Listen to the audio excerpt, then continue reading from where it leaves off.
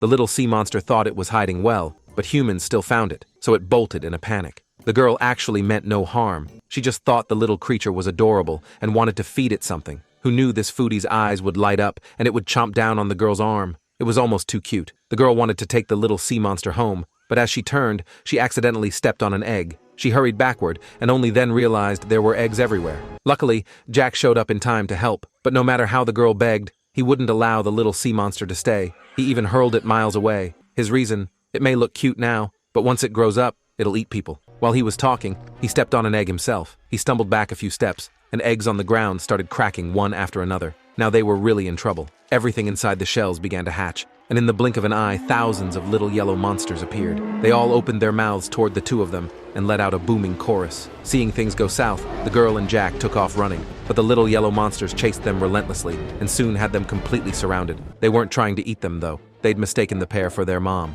Just as the two relaxed, a roar thundered from the forest. The big yellow monster had come for its kids. They dashed for the shore, shoved their little boat into the water, and never noticed that a small yellow one was still clinging to Jack's back. Since the big yellow kept charging after them, the girl realized what was wrong and quickly tossed the last little yellow one back. Sure enough, once all the babies were accounted for, the big yellow stopped in its tracks. They were finally out of danger. Jack pulled out a map, planning to head for the nearest continent. Although these waters are crawling with sea monsters, he told the girl not to worry. He could sense any sea monster within about a kilometer, roughly half a mile. A giant pincer rose from the water and clamped their boat up into the air. When the girl fell overboard, she saw it was a gigantic crab monster. It bared its fangs to swallow Jack whole, but Jack wasn't having it. He sprang up, grabbed the oar, and went at the crab. Still, the thing seemed to have teeth for days, and 2 hands weren't nearly enough. At the critical moment, a massive red shape loomed up behind them. The crab, startled, let go at once. It was the ruler of the seas, the Red Flame. Seeing trouble on its turf, the Red Flame was furious. With a single kick,